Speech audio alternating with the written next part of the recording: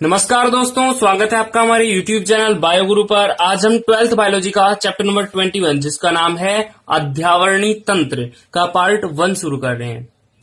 इसमें हम मानव के अध्यावरणी तंत्र के बारे में बात करेंगे। तो पहले जान लेते हैं अध्यावरणी तंत्र कहते किसे हैं।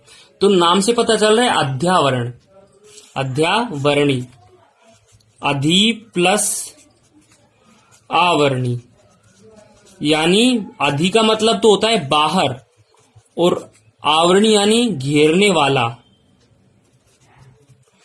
तो इसमें हम क्या पढ़ेंगे, जो मानव को बाहर से घेरने वाला जो तंत्र होता है उसके बारे में पढ़ेंगे, जिसमें हम त्वचा के व्युत्पन्न जैसे रोम और जो ग्रंथियां हैं जैसे तेलीय ग्रंथि, स्वेद ग्रंथि यानी पसीना ग्रंथि, उनके बारे में पढ़ेंगे। और आज हम इस वीडियो में त्वचा के बारे में पढ़ेंगे। अगली वीडियो में हम त्वचा के व्युत्पन्न यानी जो त्वचा से बनी हुई संरचनाएं हैं उनके बारे में पढ़ेंगे।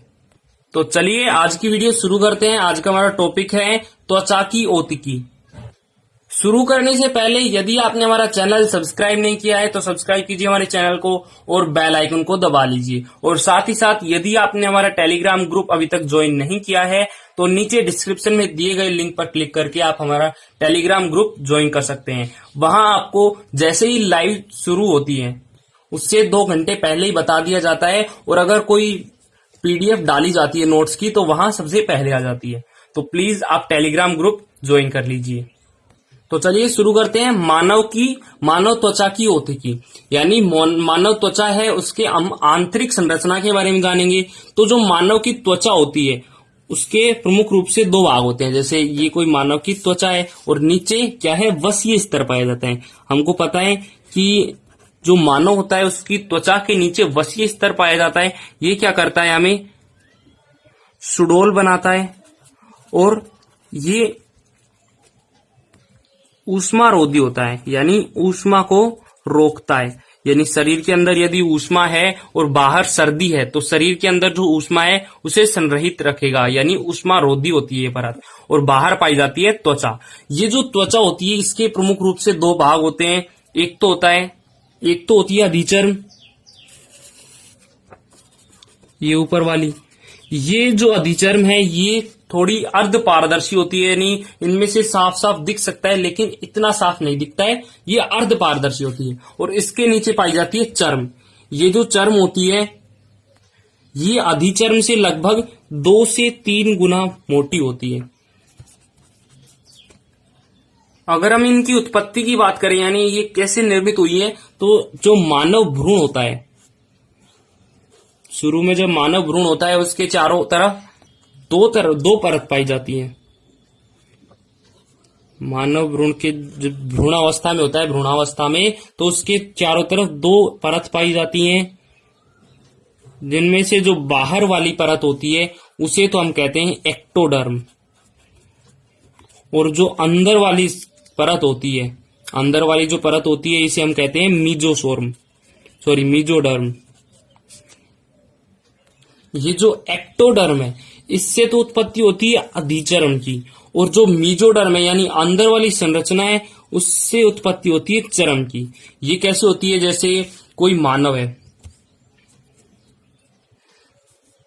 जैसे कोई भी मानव लगा लो, तो ये कोई मानव है, इसमें जो त्वचा होती है उसमें कैसे पाई जाती है त्वचा, अंदर की साइड पाई जाती है चर्म। ये जो ब्लैक बाउंड्री दिख रही है ये क्या है, चर्म है। और इसके चारों तरफ बिल्कुल इसके टच होती है। अभी हम इसकी आंतरिक संरचना का जब चित्र देखेंगे तो आपको समझ में आएगा कि ये किस प्रकार अटैच होती है। ये बहुत ज्यादा अटैच होती है कि इसे हम अलग नहीं कर सकते हैं। तो ये जो बाहर की लेयर होती है ये तो होती है अधिचर्म, और अंदर की जो लेयर होती है वो होती है चर्म।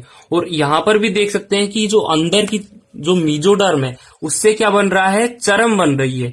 और जो बाहर की एक्टोडर्म है उससे क्या बन रहा है, अधिचर्म, यानी बाहर का जो चर्म की लेयर है जिसे हम अधिचर्म कहते हैं उसका निर्माण हो रहा है। तो इस बाहर वाली परत से तो बाहर का निर्माण होता है, और अंदर की जो मीजोडर्म पाई जाती है उससे अंदर वाली परत यानी चर्म का निर्माण होता है। तो चलिए इनको शुरू करते हैं, इनके पार्ट्स को, कि अधिचर्म के कितने पार्ट होते हैं और चर्म के कितने पार्ट होते हैं, और इन्हें विस्तार से जानते हैं। त्वचा की भौतिकी में पहला टॉपिक है अधिचर्म यानी एपिडर्मिस।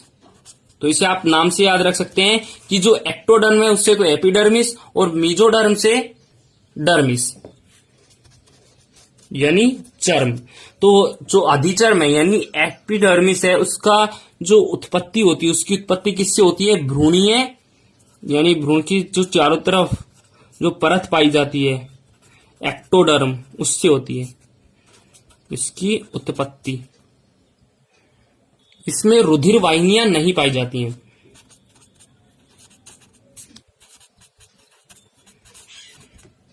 रुधिर वाहिनियां नहीं पाई जाती हैं यानी इसका पोषण प्राप्त कहां से होता है? चर्म से होता है। सीधी सी बात है कि जब त्वचा है उसमें हमें पता है कि बहुत सारी रुधिर वाहिनियां पाई जाती है, रुधिर वाहिनियों का जाल होता है इसके अंदर। और ये जो अधिचर्म है इसमें रुधिर वाहिनी नहीं पाई जाती है। तो सीधी सी बात है कि अधिचर्म जो है उसका पोषण कहां से होगा? ये जो इसके नीचे जो चर्म पाई जाती है डर्मिस पाई जाती है उससे होता है। और डर्मिस में पाई जाती है रुधिर वाहिनियां। जैसे यहाँ पर चित्र में देख सकते हैं कि आप कि ये तो जो है 5 लेयर्स की अधिचर्म होती है। अभी हम जानेंगे कि अधिचर्म के कितने प्रकार होते हैं, उनके नाम क्या क्या होते हैं। तो ये तो हो गई अधिचर्म। इसमें आप देख सकते हैं कि इसमें रुधिर वाहिनियां नहीं पाई जाती हैं। और नीचे की ये जो व्हाइट कलर की लेयर है ये क्या है? चर्म है। और यहाँ पर इसमें घर्षण के लिए यानी ये अलग ना हो इसके लिए उंगलीनुमा उभार पाए जाते हैं, प्रवर्ध पाए जाते हैं और इनमें पाई जाती हैं ये रुधिर वाहिनियां। और इन रुधिर वाहिनियों से ये चर्म जो है वो पोषण प्राप्त कर लेती है यानी पोषण प्राप्त करके जो अशुद्ध रुधिर होता है उसे वापस इन रुधिर वाहिनियों में डाल देती है।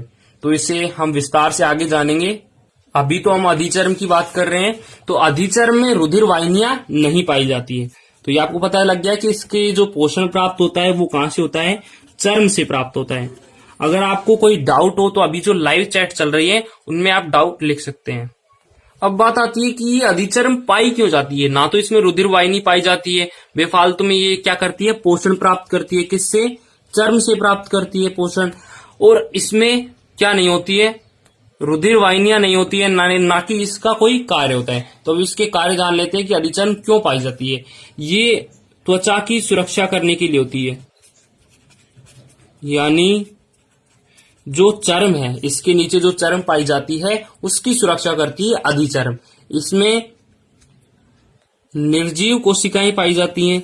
सबसे ऊपर की जो लेयर होती है उसमें निर्जीव कोशिकाएं पाई जाती हैं। वो कोशिकाएं क्या करती हैं? रगड़ से सुरक्षा करती है यानी जहां पर हमें रगड़ का अनुभव होता है वहां पर ये अधिक पाई जाती है, जिससे हमें रगड़ से सुरक्षा मिलती है यानी घर्षण से सुरक्षा मिलती है। और हमारी जो चर्म है वो सुरक्षित रहती है। यानी ये पाई कहां पर जाती है? जहां पर रगड़ अधिक होती है। और सबसे ज्यादा रगड़ होती है तलवे पर और हथेली पर। इसलिए यहाँ पर तलवे और हथेली में ये जो अधिचर्म है ये सबसे मोटी पाई जाती है। तो कई बार प्रश्न पूछ लिया जाता है कि अधिचर्म सबसे मोटी कहां पर होती है? तो उसका आंसर होगा तलवे पर और हथेली पर, क्योंकि यहाँ पर रगड़ लगती रहती है जिससे वहां पर जो चर्म पाई जाती है उसकी सुरक्षा के लिए अधिचर्म वहां पर अधिक पाई जाती है। और जहां पर रगड़ कम होती है वहां पर अधिचर्म बहुत कम मात्रा में पाई जाती है। जैसे कॉर्निया में रगड़ सबसे कम होती है, तो यहाँ पर सबसे पतली अधिचर्म पाई जाती है। सबसे पतली अधिचर्म पाई जाती है। क्यों पाई जाती है? क्योंकि जो नेत्र की संरचना देखिए, नेत्र में कॉर्निया पाई जाती है और यहाँ पर पलकें झपकती रहती हैं जिससे कॉर्निया में घर्षण होता है। और वहां पर फिर भी सबसे पतली अधिचर्म पाई जाती है, क्योंकि जो कॉर्निया है उसके ऊपर एक जलीय द्रव भरा होता है। यहाँ पर जलीय द्रव भरा होता है और जब हम पलक झपकाते हैं तो ये जलीय द्रव इसे चिकनाहट प्रदान करता है, यानी यहाँ पर रगड़ नहीं लगने देता है। और यहाँ पर रगड़ नहीं होती है, इसलिए कॉर्निया पर सबसे पतली अधिचर्म पाई जाती है। तो ये समझ में आ गया कि अधिचर्म किसे कहते हैं? एपिडर्मिल को कहते हैं। इसकी उत्पत्ति भ्रूणीय एक्टोडर्म से होती है। इसमें रुधिर वाहिनियां नहीं पाई जाती हैं, जिसके कारण ये अपना पोषण चर्म से प्राप्त करता है। त्वचा की सुरक्षा करती है अधिचर्म। और अधिचर्म में कौन सी कोशिकाएं पाई जाती हैं? एपिथेलियम कोशिकाएं पाई जाती हैं। एपिथेलियम कोशिकाओं से बनी होती है अधिचर्म। और ये क्या करती है, रगड़ से सुरक्षा प्रदान करती है। यही कारण होता है कि तलवे और हथेली पर जब रगड़ अधिक होती है तो यहाँ पर अधिचर्म मोटी पाई जाती है, जबकि नेत्र के कोर्निया में रगड़ सबसे कम होती है, इसलिए वहां पर सबसे पतली अधिचर्म पाई जाती है। चलिए अब बात कर लेते हैं अधिचर्म के स्तरों के बारे में।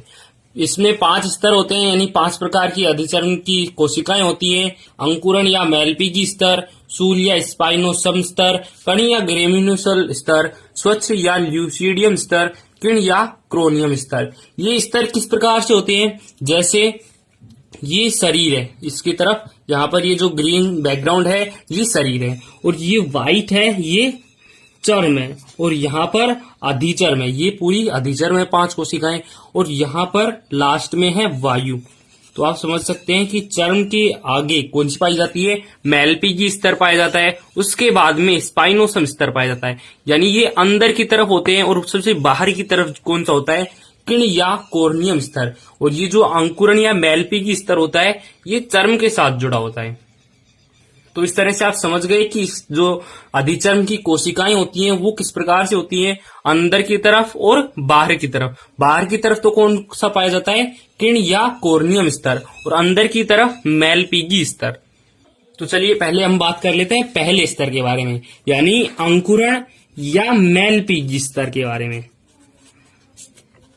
अंकुरण या मेलपीगी स्तर के बारे में।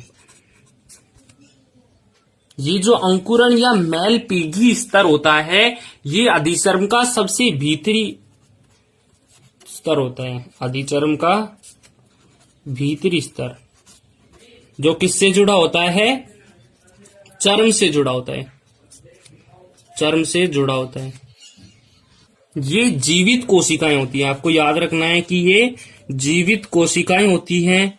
जो अधिचर्म होता है सामान्यतः उसमें जो कोशिकाएं होती हैं वो कैसी होती हैं, मृत कोशिकाएं होती हैं। बाहर की तरफ जो पाई जाने वाली कोशिकाएं हैं उनमें दर्द का एहसास नहीं होता है, वो कैसी होती है, मृत कोशिकाएं होती है। लेकिन अंकुरण या मेलपीगी स्तर होता है, जो अधिचर्म का भीतरी स्तर होता है, जो चर्म से जुड़ा होता है, उसमें जीवित कोशिकाएं पाई जाती हैं। ये जीवित कोशिकाएं क्या करती हैं, चर्म से पोषण प्रदान करती हैं।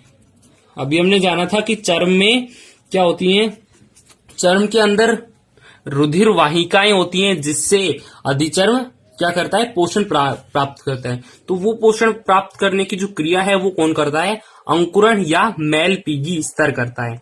ये क्या करता है, चर्म से पोषण प्रदान करता है। इन कोशिकाओं में क्या पाई जाती है, अंगुलीना नुमा उभार पाए जाते हैं, यानी जो अधिचर्म की कोशिका है, जैसे ये तो हो गई बाहर की जो किण स्तर है, बाहर का किण स्तर है वो है, और ये सामान्यतः कैसा होता है, एकदम सीधा होता है। जैसे कि आप त्वचा अपनी हाथ की पैर की कोई सी दे सकते हैं, वो एकदम सीधी है। लेकिन जो अंकुरण या मेलपीगी स्तर होता है, जो अधिचर्म का निचला स्तर होता है, इसमें अंगुलीनुमा उभार पाए जाते हैं इस प्रकार से। और ये क्या करते हैं, जैसे यहां पर होगी अधिचर्म, ये तो हो गई अधिचर्म जो ब्राउन कलर की है, और ये रेड कलर की क्या है, चर्म है।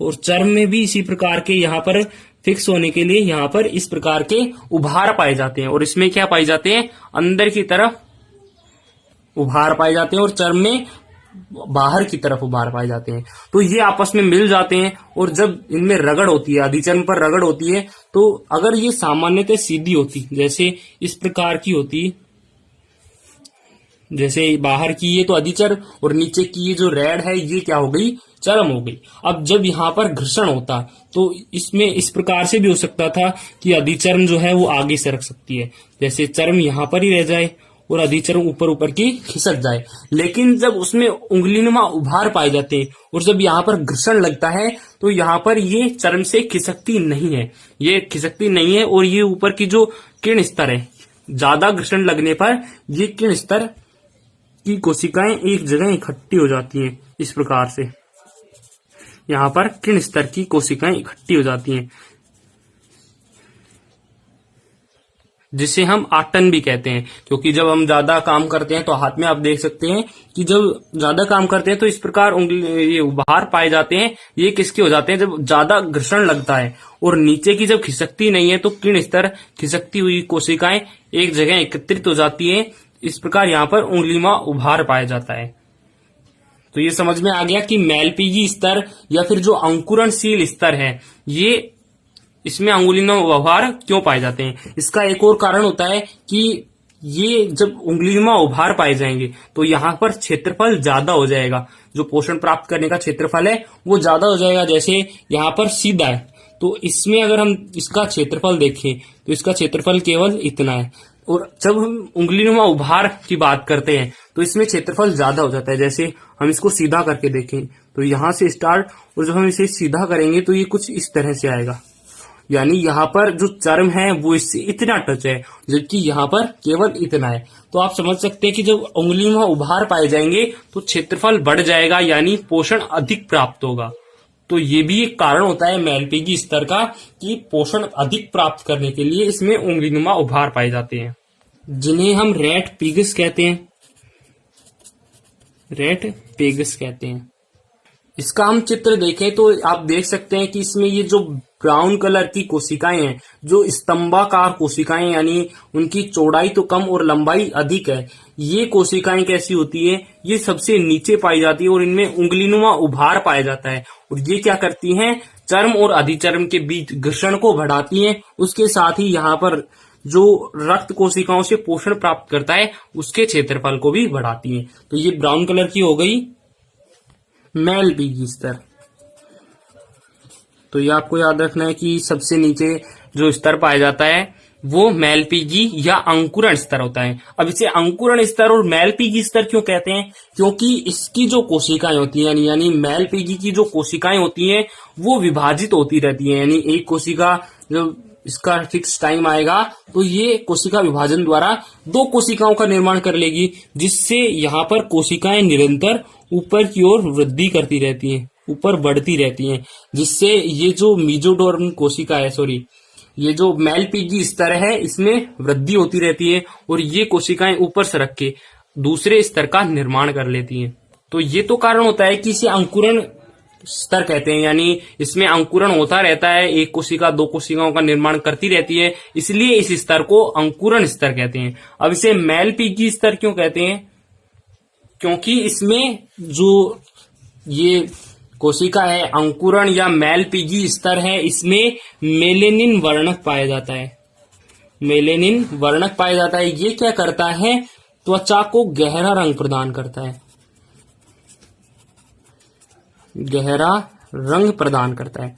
अब आपने सोचा होगा कि कई लोग जो होते हैं उनकी त्वचा का रंग गहरा होता है, जबकि कुछ व्यक्ति ऐसे होते हैं जिनकी त्वचा का रंग हल्का होता है।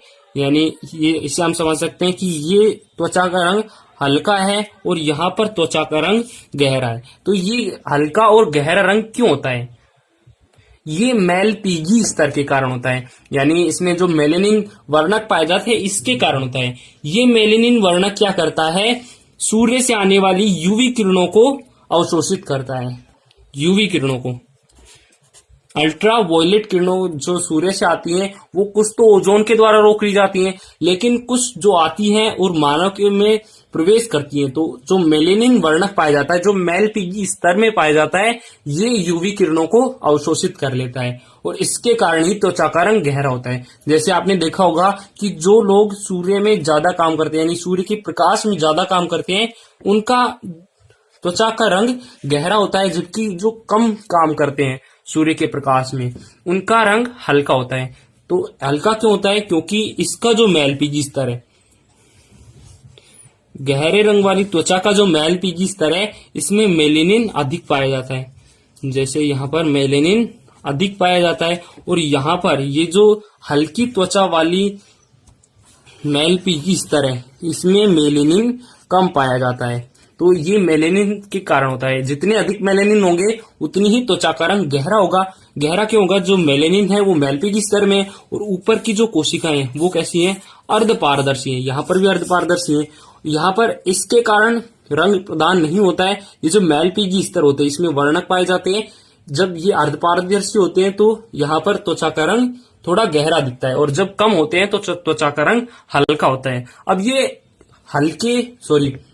ये कम और ज्यादा क्यों होते हैं? क्योंकि जब जो व्यक्ति सूर्य के प्रकाश की उपस्थिति में अधिक कार्य करता है तो वहां पर सीधी सी बात है कि उस पर यूवी किरणें अधिक पड़ेंगी, यानी अल्ट्रावायलेट जो किरणें हैं वो अधिक पड़ेंगी, और अधिक पड़ेंगी तो मानव में क्या होना चाहिए, उसमें मेलेनिन वर्णक अधिक होने चाहिए। और जो व्यक्ति कम काम करता है उस पर यूवी कम यानी अल्ट्रावायलेट किरणें कम पड़ेंगी, तो यहाँ पर मेलेनिन के कार्य नहीं होता है, इसलिए यहाँ पर मेलेनिन कम पाए जाते हैं। जबकि जो सूर्य के प्रकाश की उपस्थिति में काम करता है वहां पर उस पर यूवी किरणें अधिक पाई जाती हैं, यानी उसमें यूवी किरणें अधिक प्रवेश करती हैं, तो उसमें मेलेनिन वर्णक अधिक पाए जाते हैं। ये मेलेनिन वर्णक क्या करते हैं, यूवी किरणों को अवशोषित करते हैं और इनके दुष्प्रभाव से मनुष्य को बचाते हैं। तो जो सूर्य के प्रकाश की उपस्थिति में अधिक कार्य करते हैं तो आपको समझ में आ गया होगा कि उसका रंग गहरा क्यों होता है, और जो कम काम करता है तो उसका रंग हल्का क्यों होता है, क्योंकि उसमें मेलेनिन कम पाए जाते हैं और इसमें मेलेनिन अधिक पाए जाते हैं, जो क्या करते हैं, यूवी किरणों को अवशोषित करते हैं। तो यहाँ पर त्वचा में मेलेनिन वर्णक पाया जाता है जो त्वचा को गहरा रंग प्रदान करता है। इसके कारण इस स्तर को मैलपीगी स्तर कहते हैं, और ये जो स्तर है ये अंकुरणशील होता है, यानी कोशिका विभाजन करता रहता है, इसलिए इसे अंकुरण स्तर कहते हैं। यहाँ पर हमारा अधिचर्म का जो निचला स्तर है मैलपीगी स्तर या अंकुरण स्तर ये कंप्लीट हो गया है। तो चलिए अगला स्तर स्टार्ट करते हैं। इसका नाम है सूल या स्पाइनोसम स्तर। ये जो स्तर है ये अंकुरण स्तर से बाहर की ओर पाया जाता है, यानी ये जो अधिचर्म है ये अधिचर्म है, और यहाँ पर नीचे मैलपीगी स्तर है और यहाँ पर चर्म है। तो ये जो मैलपीगी या अंकुरण स्तर होता है इसके आगे पाया जाता है सूल या स्पाइनोसम स्तर। ये कौन सा हो गया, सूल या स्पाइनोसम स्तर, और नीचे वाला मैलपीगी स्तर। यानी जो सूल या स्पाइनोसम स्तर होता है वो किसके बाद में पाया जाता है, मैलपीगी या अंकुरण स्तर के बाद में। अभी हमने बात की थी कि जो मैलपीगी स्तर होता है ये अंकुरणशील स्तर होता है, यानी इसकी कोशिकाएं विभाजित होती रहती हैं और ये ऊपर की ओर चलती रहती हैं। जैसे ये मैलपीगी स्तर है और कोशिका विभाजन करता है तो एक कोशिका यहाँ पर बनाता है, एक कोशिका यहाँ पर बनाता है और ये नष्ट हो जाती है। तो ये वाली जो कोशिका है ये तो इसका स्थान ग्रहण कर लेती है और ये वाली कोशिका ऊपर चली जाती है। किसमें, सूल या स्पाइनोसम स्तर में। इसमें हमने अभी देखा था कि जो मैलपीगी स्तर है उसमें स्तंभाकार कोशिकाएं पाई जाती है, स्तंभाकार कोशिकाएं पाई जाती हैं, और जब ये सूल या स्पाइनोसम स्तर में आ जाती हैं तो इनका जो आकार है वो परिवर्तित हो जाता है, यानी ये बहुशाखित हो जाती है। इस प्रकार की इनमें बहुत सारी संरचनाएं बन जाती हैं, अलग अलग प्रकार की बन जाती हैं। जैसे यहाँ पर ये स्तंभाकार कोशिका इस आकार में बदल गई और इसे हम कहते हैं सूल कोशिका। इस कोशिका में क्या होता है, एक नुकीला प्रवर्ध पाया जाता है। जैसे प्रत्येक सूल कोशिका में जो स्तंभाकार कोशिका से बनी होती है उसमें एक सूल निकल जाता है, इसलिए इसे सूल स्तर भी कहते हैं। यानी यहाँ पर जो सूल स्तर है उसमें जितनी भी कोशिकाएं पाई जाएंगी उनमें एक सूल होगा। यहाँ पर ये जो मैलपीगी स्तर है, यहाँ पर मैलपीगी स्तर है, इसके ऊपर आप देख सकते हैं कि इसमें ये सूल स्तर की जो कोशिकाएं हैं ये बहुत शाखाओं में विभक्त होती है, यानी बहुशाखित होती हैं। इनमें शाखाएं अधिक होती हैं, जबकि स्तंभ ये जो मैलपीगी कोशिकाएं होती है ये कैसी होती हैं, स्तंभाकार कोशिकाएं होती हैं और इनसे बनती हैं सूल कोशिकाएं। और यहाँ पर ये बहुत पास पास होती है और इनमें एक नुकीला प्रवर्ध पाया जाता है, नुकीला प्रवर्ध। ये नुकीला प्रवर्ध क्या करता है, दूसरी कोशिका के साथ अटैच होता है, यानी ये कोशिका हो गई, जैसे ये कोशिका हो गई और दूसरी कोशिका इस तरह से, और यहाँ पर इससे निकल रही है सूल और ये सूल इस कोशिका के अंदर अटैच है, जिससे ये कोशिकाएं आपस में फिक्स हो जाती हैं और यहाँ पर जो दूसरा निकलता है, इससे सूल निकलता है, वो दूसरी कोशिका के अंदर फिक्स हो जाता है यहाँ पर। तो इस प्रकार ये जो कोशिकाएं होती हैं, सूल कोशिकाएं, इनमें एक नुकीला प्रवर्ध पाया जाता है जो दूसरी सूल कोशिका को फिक्स कर लेता है। यही कारण होता है कि इसे स्पाइनोसम स्तर कहते हैं, क्योंकि ये जब सूल निकलता है और एक दूसरी कोशिका में फिक्स हो जाती है तो ये क्या करता है, अधिचर्म को दृढ़ता प्रदान करता है। यानी जब अधिचर्म में घर्षण होगा, यहाँ पर घर्षण होगा और ये कोशिकाएं आपस में जुड़ी हुई हैं, किसके माध्यम से, सूल के माध्यम से, नुकीले प्रवर्ध के माध्यम से आपस में जुड़ी हुई है, तो ये घर्षण होने से रोकती हैं, आगे नहीं जाने देती है अधिचर्म को। यानी ये क्या करती हैं, दृढ़ता प्रदान करती हैं। इनका जो मुख्य कार्य होता है वो तो होता है दृढ़ता प्रदान करना। इसके अलावा इन कोशिकाओं पर ग्लाइकोजन भी पाया जाता है। अब ये ग्लाइकोजन क्यों पाया जाता है ये हमारे कोर्स में नहीं दिया हुआ है, बस आपको याद रखना है कि इसके ऊपर ग्लाइकोजन पाया जाता है। तो ये हो गए हमारे दो स्तर, एक तो अंकुरण स्तर या मेलपिगी स्तर, दूसरा सूल या स्पाइनोसम स्तर। अगर आपको अभी तक कोई डाउट हो तो नीचे जो लाइव चैट चल रही है उसमें डाउट लिख सकते हैं। अधिचर्म का अगला स्तर है कणी या ग्रेन्युसोलम स्तर।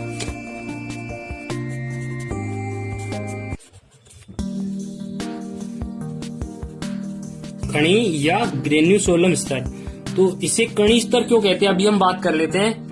फर्स्ट में कणी स्तर क्यों कहते हैं, क्योंकि ये जो सूल कोशिकाएं होती है ये भी आगे चलकर किसका निर्माण करती हैं, कणी स्तर का निर्माण करती हैं, कणी कोशिका का निर्माण करती हैं। यहाँ पर नुकीला प्रवर्ध हट जाता है और उसमें जो शाखाएं हैं, अधिक शाखाएं हैं, उनमें कमी हो जाती है, यानी कम शाखित हो जाती है और उसमें कण बन जाते हैं। इसमें केरेटोहाइलिन प्रोटीन आ जाता है, केरेटोहाइलिन प्रोटीन आ जाता है और इसके जो केरोटीहाइलिन प्रोटीन है इसके कण बन जाते हैं। और ये कण कहाँ बनते हैं, जैसे ये कोई कणी कोशिका है और यहाँ पर बन जाते हैं, नुकीले प्रवर्ध तो हट जाते हैं और यहाँ पर बन जाते हैं, कण बन जाते हैं। किसके कण बन जाते हैं, केरेटोहाइलिन प्रोटीन के। और ये कण केंद्रक के पास होते हैं, यानी ये केंद्रक है और इसके पास होते हैं कणी के। कणी जो कोशिका है इसमें जो कण बने हुए ये कहाँ पर होते हैं, ध्रुवों की तरफ होते हैं, यानी एक तो ध्रुव स्तर और एक इधर। यानी किरण जो स्तर, किरण कोशिका होती है इसमें जो केरेटोहाइलिन के कण होते हैं वो केंद्रक में होते हैं और ध्रुवों की तरफ होते हैं। और ये कहाँ पाई जाती हैं, सूल स्तर के बाहर। यानी अभी हमने पढ़ा ये तो हो गई किरण स्तर, बाहरी बाहर की। अभी इसके बारे में बात करेंगे, किरण स्तर के बारे में। आपको ये याद रखना है कि जो किरण स्तर है और कणी स्तर है इनमें अंतर है। किरण स्तर को तो हम कोर्नियम स्तर कहते हैं और कणी स्तर को ग्रेन्युसोलम स्तर कहते हैं। तो ये तो हो गए मेलपिगी स्तर जो उंगलीनुमा वार होते हैं, और यहाँ पर हो गए इससे सूल को स्तर। सूल कोशिकाओं से जो बनते हैं उन्हें हम कहते हैं सूल स्तर या स्पाइनोसम स्तर। इसके बाद में पाया जाता है यहाँ पर कणी स्तर, यहाँ पर कणी स्तर पाया जाता है। इन कणी स्तर की कोशिकाओं की संरचना इस प्रकार की होती है, यानी इसमें केंद्रक की तरफ यहाँ पर केरेटोहाइलिन के कण बन जाते हैं। और इसकी कोशिकाएं भी होती हैं, यानी जो किरण स्तर की कोशिकाएं होती हैं वो भी अर्ध पारदर्शी होती हैं, यानी ये सारी अर्ध पारदर्शी होती हैं। और लास्ट में पाई जाती है मेलपिगी, और यहाँ पर जितने मेलेनिन होते हैं उसके हिसाब से त्वचा का रंग बदल जाता है। तो ये हमारा तीसरा भी पूरा होता है, यानी कणी या ग्रेन्युसोलम स्तर भी कंप्लीट होता है। अधिचर्म का अगला जो स्तर है वो है स्वच्छ या लूसीडियम स्तर। इसमें क्या होता है, ये पाया जाता है कणी स्तर के बाहर। यानी अभी हमने पढ़ा कि ये तो हो गई अधिचर्म अधिचर्म का किरण स्तर, और इसके नीचे होती है मेलपिगी स्तर, नीचे वाला मेलपिगी स्तर। उसके बाद में सूल स्तर, उसके बाद में अभी हमने पढ़ा कण स्तर जिसमें केरेटोहाइलिन के कण पाए जाते हैं। अगला जो स्तर है वो कौन सा है, स्वच्छ या लूसीडियम स्तर। नाम से पता चल रहा है स्वच्छ। ये कैसा होता है, इसकी जो कोशिकाएं होती हैं वो अर्ध पारदर्शी होती हैं, यानी स्वच्छ होती है, जिनके आर पार देखा जा सकता है, कम देखा जा सकता है, अर्ध पारदर्शी होती है लेकिन देखा जा सकता है रंग, यानी ये स्वच्छ स्तर होता है। इसे लूसीडियम स्तर भी कहते हैं। इसकी जो कोशिकाएं होती है यानी जो किरण स्तर की कोशिकाएं होती है जिसमें कीरेटोआइलिन के कण पाए जाते हैं, उनका विघटन हो जाता है। ये कीरेटोआइलिन के कण हैं और इनका विघटन हो जाता है और ये बदल जाती हैं एलिडीन में। एलिडीन में बदल जाती हैं और एलिडीन में बदलने के कारण इसमें केंद्रक नष्ट हो जाता है। यहाँ पर जो कणी या ग्रेन्युलोसोलम स्तर है, इसमें क्या पाया जाता है? इसमें पाया जाता है यहाँ पर केंद्रक, और केंद्रक के चारों तरफ पाई जाती है कीरेटोआइलिन के कण। और जब इनका विघटन होता है कीरेटोआइलिन का, जब ये एलिडीन में बदलते हैं तो इसमें केंद्रक भी नष्ट हो जाता है। यानी आपको याद रखना है, कई बार एग्जाम में पूछ लिया जाता है कि अधिचर्म की वह कौन सा स्तर है, अधिचर्म का वह कौन सा स्तर है जिसमें केंद्रक नहीं पाया जाता है, तो उसका आंसर होगा स्वच्छ या ल्यूसीडियम स्तर। ये जो कोशिकाएं होती हैं ये जल को नहीं आने देती हैं बाहर। जो वायु में जल होता है और बाकी जो हम जल उपयोग में लेते हैं उसे अंदर नहीं आने देता है। जो किरण स्तर की कोशिकाएं होती हैं, अभी आपको बता दें कि किरण स्तर की जो कोशिकाएं होती हैं वो थोड़ी दूर दूर होती हैं, इस प्रकार से थोड़ी दूर दूर होती है, उनमें गैप होता है तो जल वहां से घुस सकता है। लेकिन जो स्वच्छ या ल्यूसीडियम स्तर की कोशिकाएं हैं इनमें गैप बिल्कुल नहीं होता है, यानी ये क्या करती हैं? जल का अवरोध करती हैं, इसलिए इसे अवरोधक स्तर कहते हैं और जलरोधी स्तर भी कहते हैं। यानी ये क्या करता है? जल को अवरोधित करता है, जल को अंदर नहीं आने देता है, लेकिन जो तेल है उसे अंदर आने देता है, तेल को अंदर वापस अवरोध कर लेता है, अवशोषण कर लेता है, तेल का अवशोषण कर लेता है, जबकि जल को आने। चर्म का अगला और लास्ट स्तर है किरण स्तर यानी कोर्नियम स्तर। ये सबसे बाहर पाया जाता है। अभी तक हमने क्या पढ़ा? नीचे मैलपीगी स्तर पाया जाता है और उसके ऊपर शूल स्तर पाया जाता है, उसके ऊपर ग्रेन्युलम स्तर पाया जाता है यानी कणी स्तर पाया जाता है, उसके बाद में स्वच्छ स्तर पाया जाता है और लास्ट में पाया जाता है किरण स्तर। तो अब बारी है किरण स्तर की।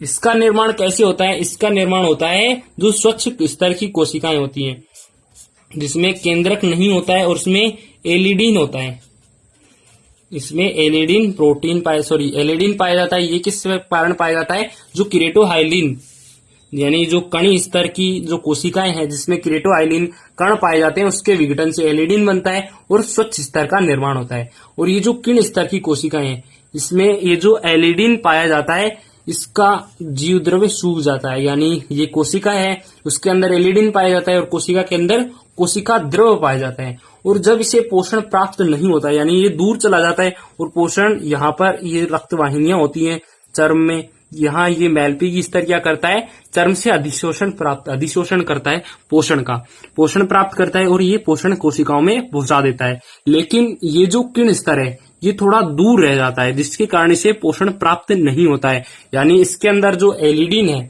और कोशिका द्रव है वो सूख जाता है, यानी कोशिका मृत होने लग जाती है, जिसके कारण किरण स्तर का निर्माण होता है।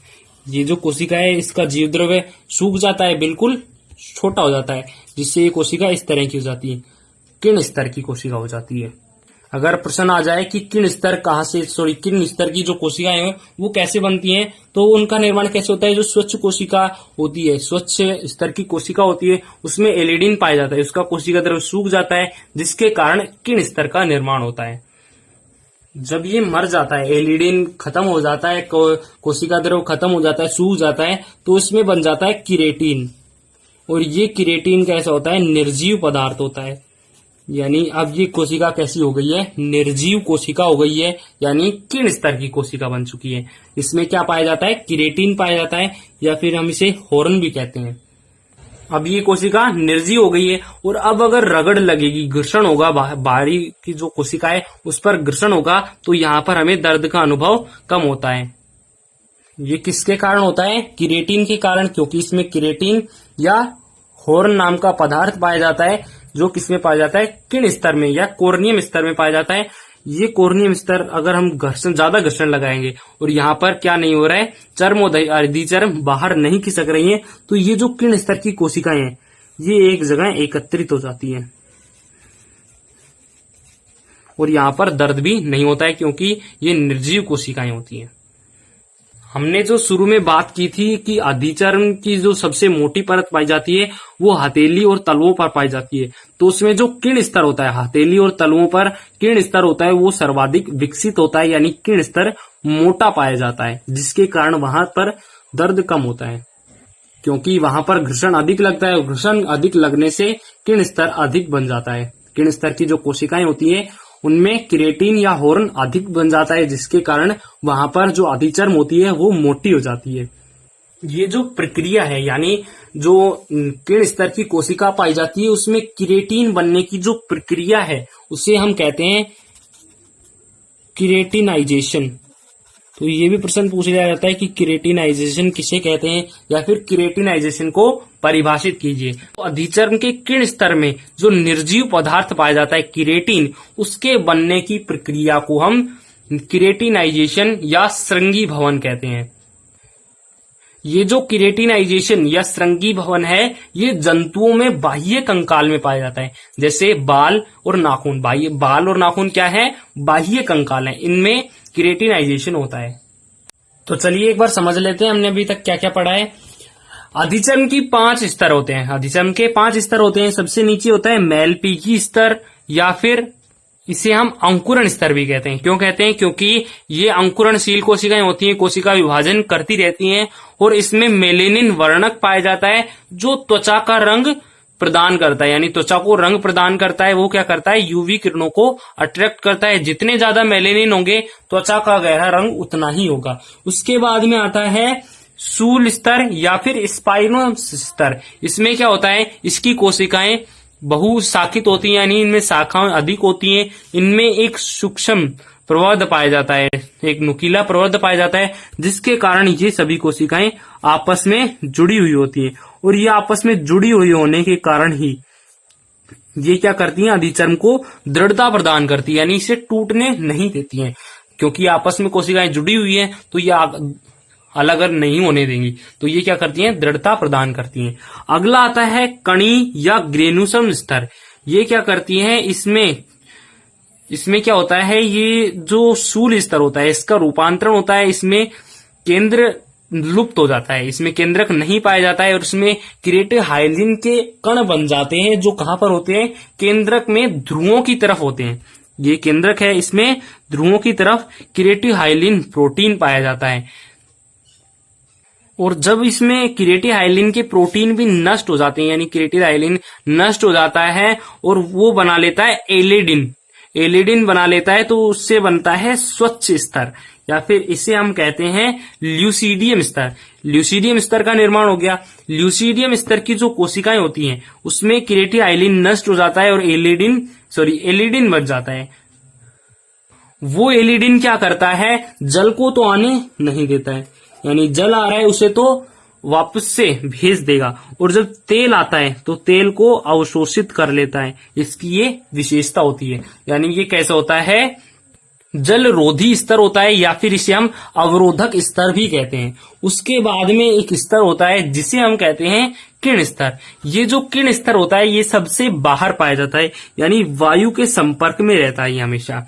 और इसमें जो कोशिका संगठन की अगर हम बात करें तो इसमें जो एलिडिन पाया जाता है वो एलिडिन भी नष्ट हो जाता है, और उसमें जो कोशिका द्रव पाया जाता है वो भी सूख जाता है, जिससे जो किरण स्तर होता है उसकी कोशिका में क्रिएटिन बन जाता है, यानी क्रिएटिनाइजेशन हो जाता है, और उसमें हार्न या क्रिएटिन पदार्थ बन जाता है, जिसके कारण वो निर्जीव होती है। वहां पर हमें क्या नहीं होता है?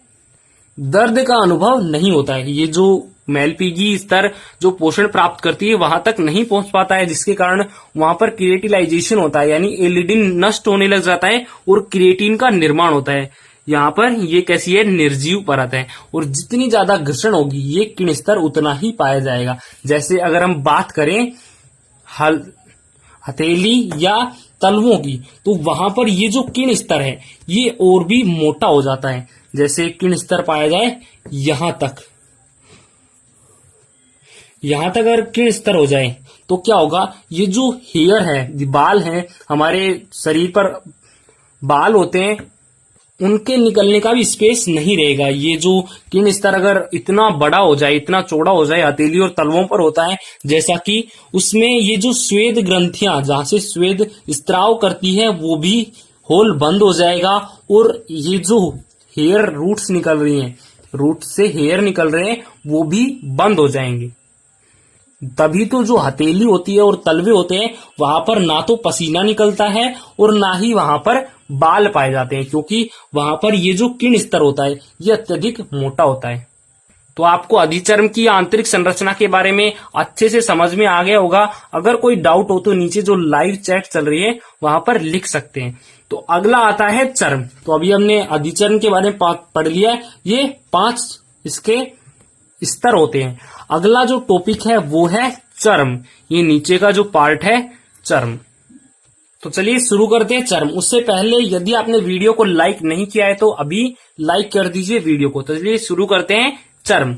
अभी हमने पढ़ा था कि जो चर्म है, शुरुआत में पढ़ा था कि अधिचर्म होता है उसका निर्माण तो एक्टोडर्म से होता है और चर्म का निर्माण मीजोडर्म से होता है, भ्रूणीय मीजोडर्म से होता है। ये जो त्वचा का पार्ट है चर्म, ये अधिचर्म से भी मोटा होता है, अधिचर्म से 2 से 3 गुना मोटा होता है। हालांकि जो अधिचर्म है वो तलवों और हथेली पर मोटी होती है, लेकिन अगर हम सामान्य की बात करें तो वहां पर चर्म है वो अधिचर्म से 2 से 3 गुना ज्यादा होती है। इसमें तंतु में संयोजी ऊतक पाए जाते हैं। वहां पर जो अधिचर्म है वो तो किसकी बनी होती है, वो तो बनी होती है एपिथीलियम की। अभी हमने पढ़ा था एपिथीलियम ऊतक कहते हैं या फिर उसे एपिथीलियम कोशिका भी कहते हैं, क्योंकि वो एपिथीलियम कोशिका से बनी होती है। जबकि जो नीचे वाला पार्ट होता है चर्म, ये किससे बना होता है, तंतु संयोजी ऊतक, यानी इसमें तंतु पाए जाते हैं और वो भी तंतु अलग अलग प्रकार के पाए जाते हैं, जिसमें कोलेजन तंतु, इलास्टिक तंतु पाए जाते हैं। कोलेजन तंतु तो चर्म को दृढ़ता प्रदान करते हैं। अभी नोट कर लो इसको कि कोलेजन जो तंतु होते हैं वो तो कठोर होते हैं, यानी कठोरता प्रदान करते हैं, जबकि जो इलास्टिक तंतु होते हैं, नाम से पता चल रहा है इलास्टिक, इलास्टिक तंतु क्या करते हैं, लचीलापन दर्शाते हैं, यानी त्वचा को लचीली बनाए रखते हैं। जैसे यहां पर ये है, यहां पर अधिचर्म ऊपर की अधिचर्म है, नीचे की चर्म है। इसमें ये जो ग्रीन कलर के हैं इन्हें तो हमें दर्शाया है कोलेजन तंतुओं से, और ये जो नीले कलर के हैं इन्हें हमने दर्शाया है इलास्टिक तंतुओं से। ये इलास्टिक तंतु कैसे होते हैं, थोड़े लचीले टाइप के होते हैं, यानी जब त्वचा को हम खिंचाव करते हैं तो ये खिंच जाते हैं, लेकिन जब हम उसे वापस ढीला छोड़ते हैं तो ये वापस से अपनी पूर्व अवस्था में आ जाते हैं, यानी इनमें लचीलापन होता है। ये किसमें होता है, इलास्टिक तंतुओं में।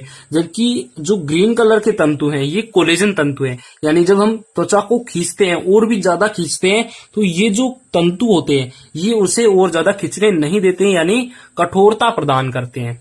तो इसमें आपको याद रखना है कि त्वचा के अंदर 2 तंतु पाए जाते हैं, कोलेजन तंतु और इलास्टिक तंतु, जिसमें इलास्टिक तंतु तो लचीले होते हैं और कोलेजन तंतु कठोर होते हैं। तो अब जान लेते हैं चर्म के प्रकार, यानी चर्म में कितने स्तर होते हैं। चर्म में 2 स्तर होते हैं, एक तो होता है पेपिलरी स्तर, पेपिलरी स्तर हम यहां पर बाहर से अंदर ले रहे हैं। जैसे ये क्या है, अधिचर्म है, यहां पर मैलपिगी स्तर है और ये है चर्म। यहां पर जो पेपिलरी तंतु है वो तो ऊपर वाला है, ये पेपिलरी तंतु है, यानी बाहर की तरफ है, जो अधिचर्म के साथ होता है, और नीचे वाला होता है उसे हम कहते हैं जालिका स्तर। तो अभी हम जालिका स्तर के बारे में बात कर लेते हैं, पहले हम पेपिलरी स्तर के बारे में बात करेंगे। तो जो काफी बड़ी हो गई है पेपिलरी स्तर।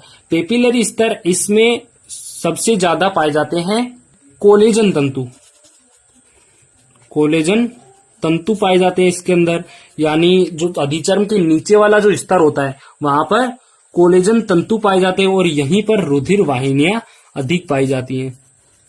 ये तो आपको समझ में आ गया अधिक क्यों पाई जाती है, क्योंकि यहाँ पर अगर रुधिर वाहिनियां कम होंगी, रुधिर वाहिनियां होंगी तो पोषण अधिक प्राप्त होगा। तो अधिचर्म को ऐसे पेपिलरी स्तर में कोलेजन तंतु अधिक पाए जाते हैं और रुधिर वाहिनियां भी अधिक पाई जाती हैं। अगला जो स्तर है वो है जालिका स्तर, लास्ट स्तर है जालिका स्तर। ये जो स्तर होता है ये पेपिलरी स्तर, चर्म का जो स्तर होता है पेपिलरी स्तर, इससे मोटा होता है और यहीं से रोम त्वक ग्रंथियां, श्वेत ग्रंथियां और जो बाकी की जो त्वचा व्युत्पन्न है वो लगभग सभी जालिका स्तर से ही निकलती हैं। तो जालिका स्तर में क्या होता है, ये मोटा होता है पेपिलरी स्तर से और इसमें मोटे कोलेजन तंतु पाए जाते हैं, यानी इसमें लचीलापन अधिक पाया जाता है। इसकी अगर हम संरचना देखें तो इसमें आप देख सकते हैं कि जो अधिचर्म है वो तो काफी पतला है और ये जो चर्म का पार्ट है ये लगभग इससे 6 से 7 गुना बड़ा है और ये नीचे का अलग है। ये बीच में जो व्हाइट है ये चर्म का पार्ट है। इसमें पेपिलरी स्तर होते हैं, पेपिलरी स्तर यहाँ पर कोलेजन तंतु पाए जाते हैं, यहाँ पर दर्शाया नहीं हुआ है, और नीचे पाए जाते हैं मोटे स्तर। और इसमें साफ साफ दिख रहा है कि जो रोम और श्वेत ग्रंथियां और बाकी की जो ग्रंथियां हैं वो कहां से निकल रही हैं, जालिका स्तर से। ये जो चर्म है उसके 2 पार्ट से नीचे वाला चर्म का जो पार्ट है उसे हम कहते हैं जालिका स्तर, वहां से ही लगभग सभी ग्रंथियां निकल रही हैं। इसमें बिल्कुल क्लियर दिख रहा है कि ये जो सारी ग्रंथियां ये कहां से निकल रही हैं, जालिका स्तर से निकल रही हैं। ये जो रोम है ऊपर, इनकी रूट्स भी जालिका स्तर में ही होती हैं। अगली वीडियो में हम त्वचा के व्युत्पन्न पढ़ेंगे, यानी त्वचा के रूपांतरण से जो कोशिकाएं बनती हैं, जैसे रोम, स्तन ग्रंथियां, त्वक ग्रंथियां, श्वेत ग्रंथियां और बाकी की जो ग्रंथियां हैं वो हम अगली वीडियो में पढ़ेंगे। तो कैसी लगी आपको वीडियो, कमेंट करके जरूर बताइएगा। धन्यवाद।